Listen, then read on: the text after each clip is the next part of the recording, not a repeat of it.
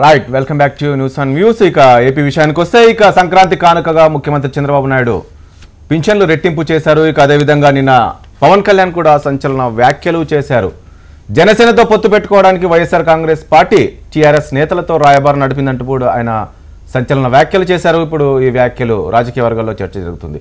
ఈ వ్యాఖ్యకు సంబంధించి చర్చ ప్రారంభితో చర్చలో పాల్గొంటున్నారు వైఎస్ఆర్ కాంగ్రెస్ పార్టీ నుంచి మూర్తి గారు, ఇక కాంగ్రెస్ నుంచి రామకృష్ణ గారు, ఇక విజయవాడ నుంచి టీడీపీ నుంచి రామాంజనేయులు గారు కూడా లైవ్లో ఉన్నారు. మరి కాసేపట్లో విశాఖపట్నం నుంచి శివశంకర్ గారు కూడా జనసేన నుంచి ఆయన కూడా జాయిన్ అవ్వబోతున్నారు. మరి కాసేపట్లో ఇటు నరేష్ బీజేపీ నుంచి నరేష్ కూడా మరి కాసేపట్లో జాయిన్ అవ్వబోతున్నారు. ముందుగా మీరు చెప్పండి మూర్తి గారు, మనం చూసాం నిన్న చంద్రబాబు నాయుడు గారు ఏదైతే ఉందో జన్మభూమి దానికి సంబంధించి పింఛన్లు రెట్టింపు చేయడం జరిగింది. 1000 రూపాయల నుంచి 2000, సంక్రాంతి కానుక జనవరికి 3000, మొత్తం 3000 ఇస్తాము, ఆ తర్వాత 2000 ప్రకటిస్తామని అన్ని రకాల పింఛన్లు కూడా రెట్టింపు చేశారు. ఎలా చూస్తుంది వైఎస్ఆర్ కాంగ్రెస్ పార్టీ? ఎందుకంటే ఇప్పటివరకు మనం చూసాం, ఇప్పుడు తెలంగాణ విషయానికి వస్తే ఎన్నికల ముందు టీఆర్ఎస్ పార్టీ కావచ్చు, కాంగ్రెస్ పార్టీ కావచ్చు, వీళ్ళందరూ కూడా మమ్మల్ని గెలిపించండి మేము 2000 ఇస్తామని చెప్పేసి వీళ్ళు చెప్పడము, కాంగ్రెస్ పార్టీ టీఆర్ఎస్ని గెలిపిస్తే 2000 పదాలు ఇస్తాం, 3000 అలా ఎన్నికల ముందు ఇచ్చిన హామీలు. కానీ ఇక్కడ చంద్రబాబు నాయుడు ఏకంగా పెంచేశాడు. ఇది మరొకసారి ప్రజలను మభ్యపెట్టడానికి, మోసం చేయడానికి జరిగిన కుట్రలో భాగంగా ఇవన్నీ చేస్తూ ఉన్నారు. మరి ఇవాళ అధికారంలోకి వచ్చి 4.5 ఏళ్ళు దాటిపోయాయి. 4.5 ఏళ్ళు ఎందుకు చేయలేకపోయారండి? నిజంగా చేసేటట్టు ఉంటే, నిజంగా పెట్టే మనసే ఉంటే, నిజంగా అభివృద్ధి గురించి ఆలోచిస్తే, నిజంగా సంక్షేమం గురించి ఆలోచిస్తే 4.5 ఏళ్ళు మాట్లాడకుండా రేపు వచ్చే నెల నోటిఫికేషన్ రాబోతోంది. వచ్చే నెల నోటిఫికేషన్ వచ్చేటప్పుడే మీరు పింఛన్లు, ప్రాజెక్టులు, లేదంటే తాయిలాలు, శంకుస్థాపనలు, ఎయిర్పోర్ట్లు, పోర్ట్లు, స్టీల్ ప్లాంట్లు, అసలు ఏ విధంగా చూస్తున్నారు ప్రజలు? 200 రూపాయలు ఉన్నది ఈరోజు 10% పెంచారు కదా, రెట్టింపు చేశారు కదా. 2000 ఉన్న పింఛను 1000 రూపాయలు చేశాను అని చెప్పేసి చెప్తున్నారు. ఆ రోజు వైఎస్ఆర్ గవర్నమెంట్ ఆ రోజు కాస్ట్ ఆఫ్ లివింగ్ ఎంత ఉంది, ఆ రోజు ఎంతమందికి ఇచ్చారు, ఈ రోజు కాస్ట్ ఆఫ్ లివింగ్ ఎలా ఉంది, ఈ రోజు ఎంతమందికి ఇస్తున్నారు, ఏ విధంగా ఉంటున్నాయి, ప్రజలకు వెళ్తుందా మొత్తం, ఇవన్నీ చూసుకోవాలి మనం. ఆర్భాటం హంగు చేయడమే కాదు. నేను 2000 చేశాను, లేదా 1000 చేశాను. ఎప్పుడు చేసావు 1000? ఎప్పుడు చేసావు 2000? 2 నెలలు ఉండగా 2000 చేస్తావా? ఇది మోసం చేయడం కాదా? ఇది కుట్ర కాదా? ఇది నిజాయితీ ఉంటే ఏమి 2014 నెగ్గినట్టునే ఎందుకు చేయలేకపోయావు? ఆ ప్రజల మీద ప్రామే ఉంటే, ఆ మహిళల మీద ప్రామే ఉంటే, వికలాంగులకు ఇచ్చారు, వృద్ధులకు రుణమాఫీ ఎంత చేశారు? రుణమాఫీ ఎంత చేశారు? రుణమాఫీ ఎంత చెప్పారు? ఎంత చేశారు? ఎంత చెప్పారు? ఏదో ఇచ్చి నేను ఇచ్చానడం, ఏదో చేసి నేను చేశాను మొత్తం అనడం, ప్రచారార్పడం చేసుకుంటూ, లేదంటే నాకు మీడియా ఉంది, నా పేపర్లు ఉన్నాయి, రాస్తాయి, మీడియా చూపిస్తుంది, ఒక మాట చెప్తే 100 మాటలు చెప్పి వాళ్ళు అమలు చేశారు కదా. సరే రుణాలు ఉన్నాయి కానీ మొత్తం ఏకంగా అమలు చేశాడు కదా. ఏం చేశారు? ఏం చెప్పారు? ఎన్నికల్లో ఏమని చెప్పారు? రైతు రుణాలు బేషరతుగా. What is the meaning? బేషరతు అంటే అర్థం ఏంటి? అంటే బేషరతు అంటే మీకు నచ్చినట్టు చేయలేదా? అదేనా? బేషరతుగా చేయలేదు. రమ్మనండి, ఎవరు వస్తారు డిబేట్ రమ్మనండి. బేషరతుగా చేశారా? మీరు నమ్ముతారా బేషరతుగా చేశారంటే? ప్రజలు నమ్ముతున్నారు. ఇవాళ కొండంత ఇస్తానని చెప్పమని ఎవరు చెప్పారు?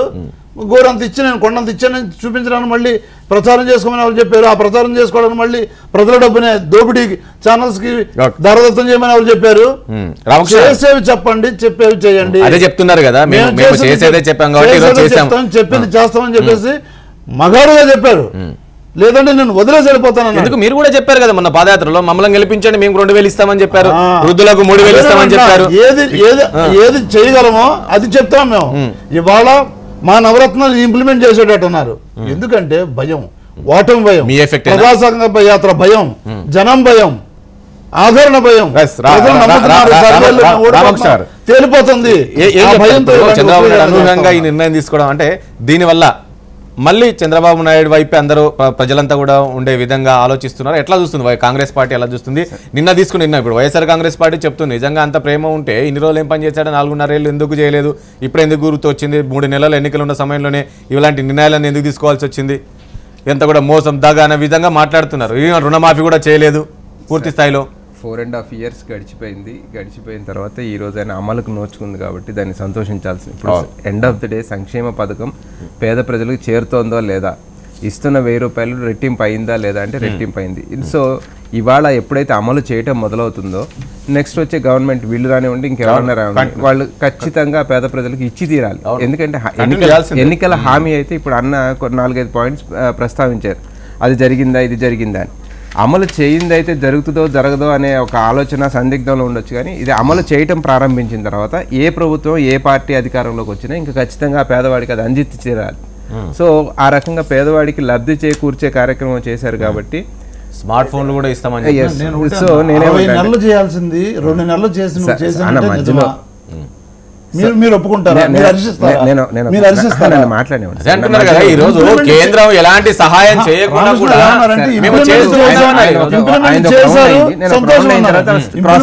చివరినైనా ఇంప్లిమెంట్ చేసాం సంతోషం అన్నారు. అంటే 60 నెలలు ఇస్తానని చెప్పి 2 నెలలు 3 నెలలు ఇస్తే మీరు సంతోషమా? మీరు దాన్ని సమర్థిస్తారా? మాట్లాడాల్సిన అవసరం నాకు లేదు. కాంగ్రెస్ ప్రతినిధిగా 60 నెలలు చేస్తాను 3 నెలలు చేస్తాను ఎట్లా చూస్తుంది కాంగ్రెస్ పార్టీ? నేనే అదే అంటున్నా, అది ఎన్నికల స్టంట్ అవనివ్వండి, ఆయన ఓట్ల కోసం అవనండి, వీళ్ళ గండి కొట్టడం కానీ ఏదైనా కానీ ఎండ్ ఆఫ్ ది డే పేదవాడికి లబ్ధి చేకూరుతుందా లేదా అనే యాంగిల్లో మేము చూస్తాం. పేదవాడికి లబ్ధి చేకూరుతుంది. నెక్స్ట్ వచ్చే ప్రభుత్వం ఇంకా ఖచ్చితంగా ఇచ్చి తీరాలి వన్స్ ఇచ్చిన తర్వాత. సో ఇక్కడ ఎవరు తప్పుకునేదానికి అవకాశం లేదు కాబట్టి ఇది పేదవాడికి మంచి జరిగే కార్యక్రమం కాబట్టి ఎవరైనా సరే స్వాగతించాల్సిన పరిస్థితి ఉంది. ఇందులో లూప్ హోల్స్ ఎత్తకుండా అంటాను నేను. తర్వాత వీళ్ళ ద్వంద్వ వైఖరి ఎలా ఉంటుందంటే సార్, అక్కడ పార్టీలు ఎమ్మెల్యేలు ఫిరాయింపు ఇది జరిగితేనేమో గగ్గోలు పెట్టి మేము అసెంబ్లీని వదిలేసి వెళ్ళిపోయిన పరిస్థితి. ఇక్కడ కాంగ్రెస్ పార్టీ ఎమ్మెల్యేలు పార్టీ మారుతున్నారు అంటే సాక్షి ఏం రాస్తుంది అంటే కాంగ్రెస్ పార్టీ కుదేలని రాస్తుంది. మరి ఇక్కడ కూడా విమర్శించాలి కదా, ఇది తప్పు కదా. మీ ఎమ్మెల్యేలు మీ ఎంపీలు పార్టీ మారిన రోజు మేమేం మాట్లాడాం, మా క్లిప్పింగ్స్ తీసి చూడండి. నిర్ద్వందంగా ఖండించాం మేము, ఇది జరుగుతుంది తప్పు, రాజ్యాంగానికి తూట్లు పొడుస్తున్నారని. అంటే వైసీపీ దెబ్బతింటానికి కారణం ఈ రకమైన ద్వంద్వ వైఖరే సార్.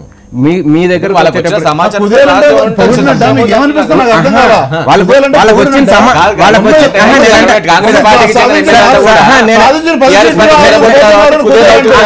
నేను అదే దీంట్లో ఉన్న కంటెంట్ కూడా చదవండి మీరు.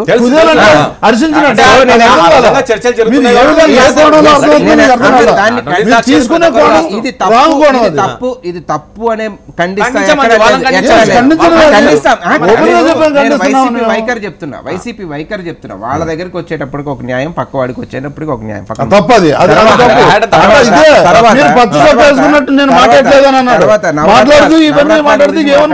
నవరత్నాల గురించి మాట్లాడు. నవరత్నాలు ఎవరు? నవరత్నాలు చేర్చారు ఈ రోజు 2000 ఉండొచ్చు 3000. నవరత్నాల్లో పెట్టిన ఆరోగ్యశ్రీ కానీ నవరత్నాల్లో పెట్టిన స్కీమ్స్ అన్ని ఎవరివి? కాంగ్రెస్ పార్టీవి.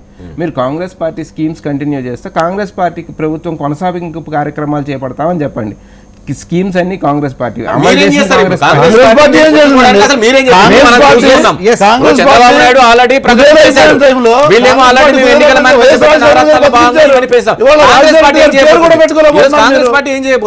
మేము రైతులకి 2 లక్షల రుణమాఫీ ఖచ్చితంగా చేసి తీరుతాం, దేశవ్యాప్తంగా చేస్తామని చెప్తున్నాం. రైతు రుణమాఫీ 3 రాష్ట్రాల అధికారంలోకి వచ్చిన మరుక్షణం రఘువీరారెడ్డి మీ పిసిసి అధ్యక్షుడు కూడా శపథం చేసినట్టున్నారు కదా, కేంద్రంలోని కాంగ్రెస్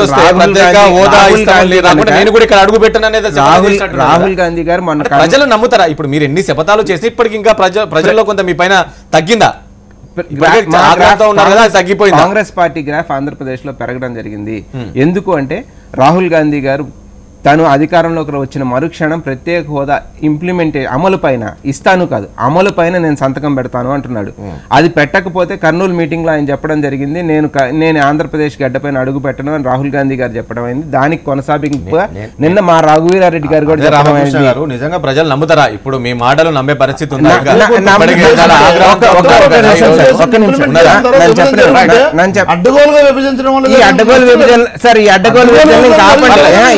ఈ అడ్డగోలు విభజన అంటూనే వీళ్ళు అడిగేది ఏంటంటే కాంగ్రెస్ యూపీఏ ప్రభుత్వం ఏదైతే చట్టం నిన్న ఏదైతే ముఖ్యమంత్రి గారు ప్రకటించిన ఏదైతే ఉందో పింఛన్లు అన్ని రెట్టింపు, ఇవన్నీ కూడా వైఎస్ఆర్ కాంగ్రెస్ పార్టీ ఏం చెప్తుందంటే ఇదంతా కూడా జగన్మోహన్ రెడ్డి పాదయాత్ర ఎఫెక్ట్.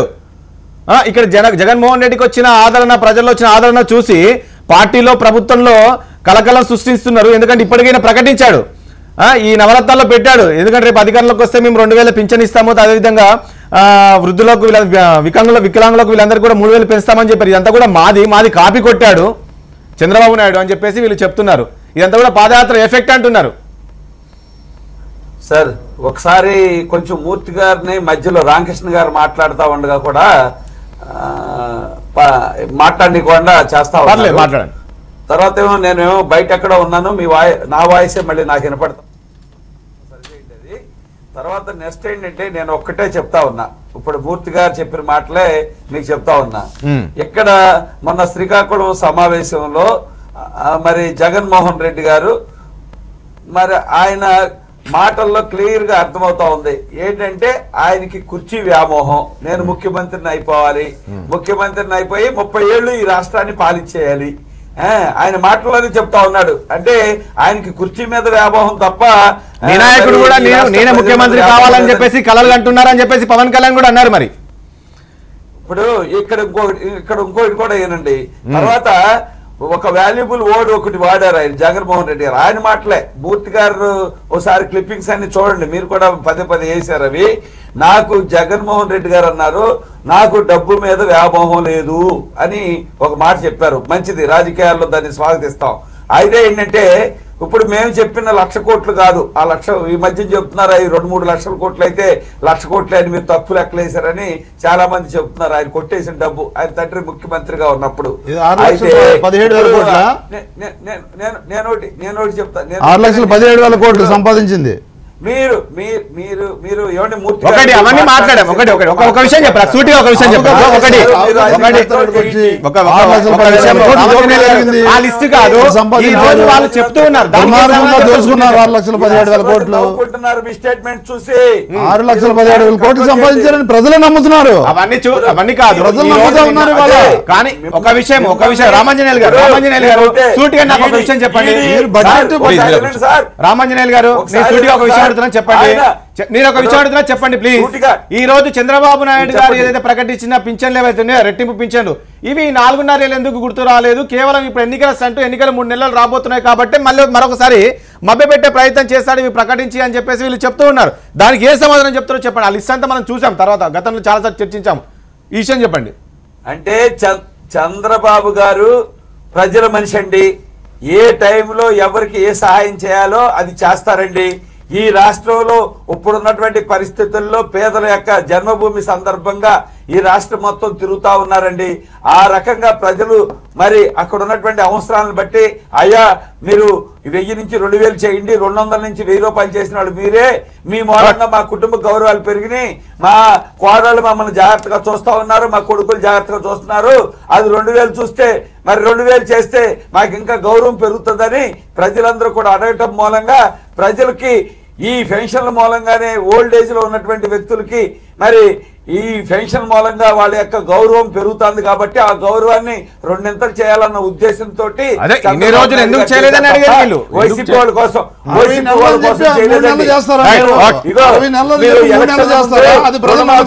రుణమాఫీ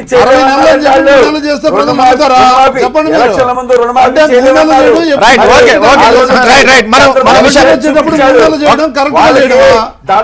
ప్రజలకు సంబంధించిన విషయం. అది మీకు నచ్చిన విషయాలు మాత్రం ముందే చేసుకుంటారు.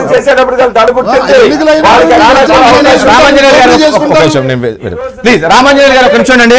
శివశంకర్ గారు ప్లీజ్ రామాంజనేయులు గారు మనకు జనసేన నుంచి విశాఖపట్నం శివశంకర్ గారు మనకు లైవ్ లో ఉన్నారు. గుడ్ మార్నింగ్ అండి శివశంకర్ గారు. గుడ్ మార్నింగ్ రాజేష్ గారు. రైట్, నిన్న మనం చూసాం, నిన్న పవన్ కళ్యాణ్ గారు పార్టీ కార్యకర్తలతో సమావేశంలో కొన్ని వ్యాఖ్యలు చేశారు. అవి కొన్ని రాజకీయ వర్గాల్లో కూడా పెద్ద చర్చ జరుగుతుంది. ముఖ్యంగా ఏంటి అంటే వైఎస్ఆర్ కాంగ్రెస్ పార్టీ జనసేనతో పొత్తు పెట్టుకోవడానికి టీఆర్ఎస్ శ్రేణుల నుంచి రాయబారం నడుపుతుందని చెప్పేసి నిన్న మీ పార్టీ కార్యకర్తల సమావేశంలోని పవన్ కళ్యాణ్ మాట్లాడినట్టు తెలుస్తుంది. నిజంగా అలాంటి పరిస్థితి ఉందా? సాక్షాత్తు మా అధ్యక్షుల వారు చెప్పారు కదండి. ఇప్పుడు అది కూడా కేడర్ మీటింగ్ లో ఏలూరు, విజయవాడ, కృష్ణా జిల్లా మీటింగ్ లో చెప్పడం జరిగింది. ఆయన ఉటంకించారు.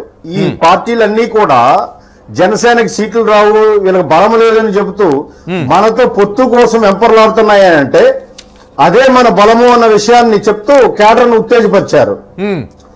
వాస్తవాలే చెప్తారు మా అధ్యక్షులు, అంతేగాని మిగతా రాజకీయ పార్టీలాగా మనసులో ఒకటి బయటకు ఒకటి ఉన్నది లేనిది చెప్పే అలవాటు జనసేనకి లేదు, జన సైనికులకు ఎవరికీ లేదండి. అంటే నిజంగా వైఎస్ఆర్ ఈరోజు టీఆర్ఎస్ శ్రేణులు చర్చలు జరుపుతున్నారు. అయితే మీ దగ్గర మీ అధ్యక్షులు వారు చెప్పినట్లుగా చర్చలు జరుగుతున్నది వాస్తవం అంటారు. వైఎస్ఆర్ కాంగ్రెస్ పార్టీ నిజంగా పొత్తు పెట్టుకుంటున్నారు అనేది కూడా వాస్తవం అంటారా? నిన్న మీ వ్యాఖ్యలు చూస్తుంటే, ఎందుకంటే పవన్ కళ్యాణ్ గారు జగన్మోహన్ రెడ్డి గారు చెప్పారు ఇంతకుముందే, మొన్న ఏదైతే పాదయాత్ర సభ ముగింపు సభలో మేము ఎవరితో పొత్తు పెట్టుకునే లేదు, ఒంటరిగానే బరిలో దిగుతాం, ఒంటరిలో పోటీ చేస్తామన్నారు. కానీ నిన్నటి మీ అధ్యక్షుని వ్యాఖ్యలు చూస్తే ఇలా ఉన్నాయి. వ్యాఖ్యలు మీరు తప్పుగా అర్థం చేసుకుంటున్నారు రాజేష్ గారు. మేము పొత్తులు పెట్టుకుంటున్నామని కాదు, మీరు కన్క్లూజివ్ ఇన్ఫరెన్స్ లోకి వెళ్తున్నారు. కాదు, ప్రయత్నిస్తున్నారు. అయినప్పటికీ మనము ఒంటరిగా వెళ్తాము, కమ్యూనిస్ట్ పార్టీలతో మనం అవగాహనతో ముందుకు వెళ్తాము, ఎవరితో వెళ్ళము, 175 సీట్లు కూడా పోటీ చేస్తామని చెప్పడం జరిగింది. ఈ లింబుని మీరు అర్థం చేసుకోవాలి. పరిస్థితులను ఉటంకిస్తూ తన ఉద్దేశాన్ని చెప్పడం జరిగింది ఇక్కడ క్యాడర్ కి. ఇది మీరు గమనించాలి. దాని అర్థం పొత్తు పెట్టుకున్నట్టు కాదు. మా ఉద్దేశం అయితే స్పష్టం, ఒంటరిగానే పోరుకు వెళ్తాం, మాతో కమ్యూనిస్టులు కలిసి వస్తాయి.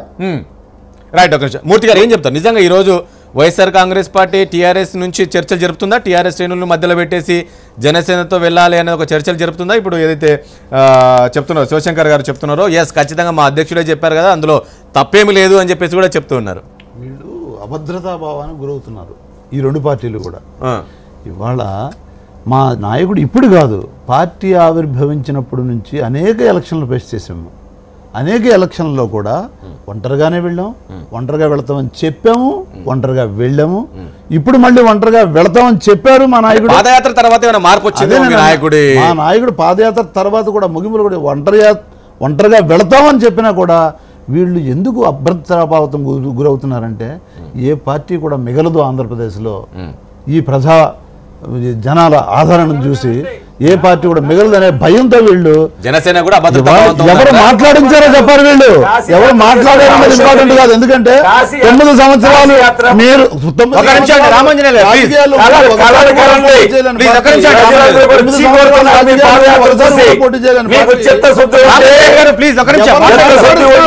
మీరు కొట్టేసేటప్పుడు ప్రజలకు ఇవ్వండి.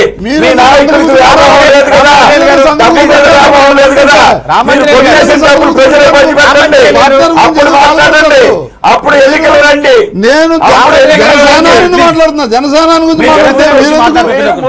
ఈ రోజు కోర్టులో జరుగుతున్నటువంటి కేసులు, కేసుల్లో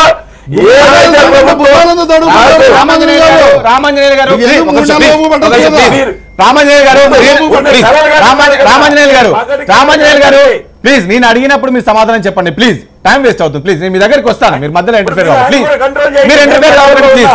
ఆయన కంట్రోల్ చేయండి. నేను ఆయన అడిగాను. వినండి, శాంతం. 3 నెలల టైం ఉంది, అలాగూ కంగారు పడిపోకండి. ఇప్పుడే 3 నెలల టైం ఉంది, వినండి.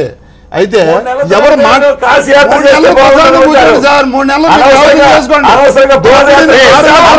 నెలలు నుంచి ఎంతవరకు చేసుకోండి. 3 నెలలు అవన్నీ బయటకు వస్తారని చెప్పారు. అవన్నీ బయటకు వస్తాయి. 6,17,000 కోట్ల నుంచి ఇంకా ఎంత చేస్తారో చేయండి. మొన్నటి పాదయాత్ర తర్వాత కొంత వైఎస్ జగన్ లో మార్పు వచ్చింది. ఎందుకంటే అక్కడ ఖచ్చితంగా పొత్తు పెట్టుకోవాల్సిన పరిస్థితి వచ్చే అవకాశం ఉంది కాబట్టి ఈ రకంగా చర్చలు జరుగుతున్నాయని రాజకీయ వర్గాలకు చర్చ జరుగుతుంది. రాజకీయాలు చర్చ కాదు, అది వీళ్ళ మధ్య చర్చ. ఏ విధంగా మీరు స్టేట్మెంట్లు ఇవ్వాలి ఆయన చెప్తారు, ఈయన వెళ్తాడు స్టేట్మెంట్లు ఇస్తాడు. ఇంతకుముందు పోలవరం జగన్మోహన్ రెడ్డి గారు వెళ్తున్నారు చూడడానికి, దర్శించడానికి వెళ్తున్నారంటే ఈ లోపల ఒక టూర్ వస్తుంది, పవన్ కళ్యాణ్ గారు వెళ్తారు.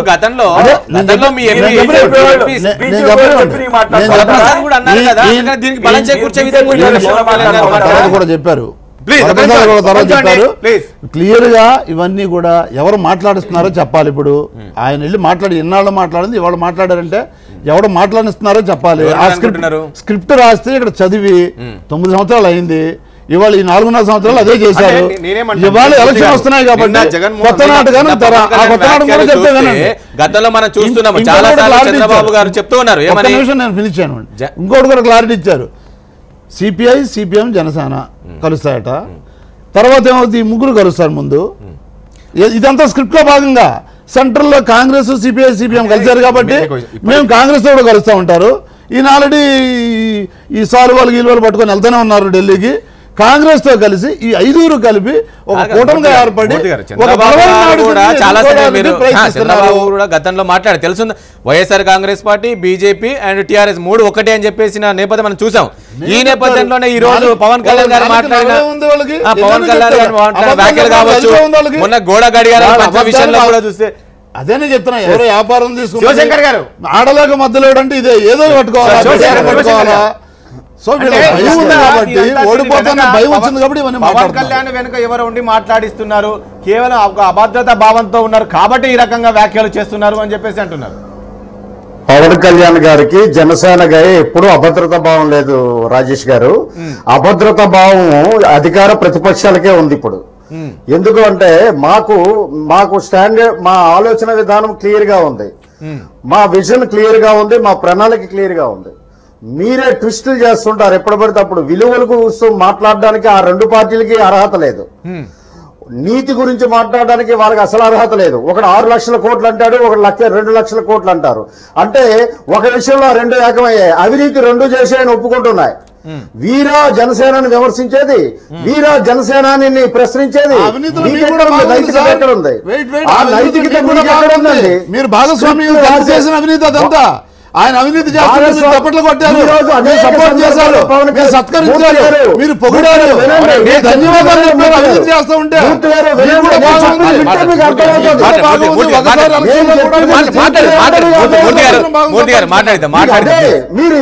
మీకు ప్రజాస్వామ్యం అంటే తెలియదు. మీరు ఆర్గ్యుమెంట్ లో ఉన్నారా, డిస్కషన్ లో ఉన్నారా? మినిమం ఫండమెంటల్స్ అబద్ధాలు అభిప్రాయాన్ని గొంతు నొక్కి లబ్ధి పొందాలనుకుంటది వైఎస్ఆర్సీపీకి ఉన్న లక్షణం అది. మీరు ప్రజల మనస్సుకి మెలగండి. మేము బ్రహ్మాండంగా ప్రజల తరపున పోరాడుతున్నామండి. మీరిద్దరు చేసిన అన్యాయాలు మేము పోరాడాం అనుకుంటున్నాం.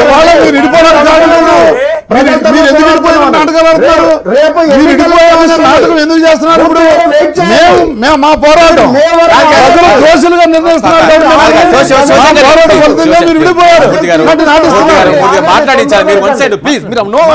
మాట్లాడివ్వండి వాళ్ళను. శివశంకర్ గారు ఒక విషయం చెప్పండి. నిన్న మాట్లాడారు, మీ నాయకుడు ఏమన్నారంటే ఎస్ మాట్లాడిస్తున్నారు, టీఆర్ఎస్ నాయకులతో మాట్లాడిస్తున్నారు అన్నప్పటికీ కూడా ఎవరు అనే మాత్రం చెప్పలేదు ఆయన. ఎస్ నేను సమావేశం చెప్తానని.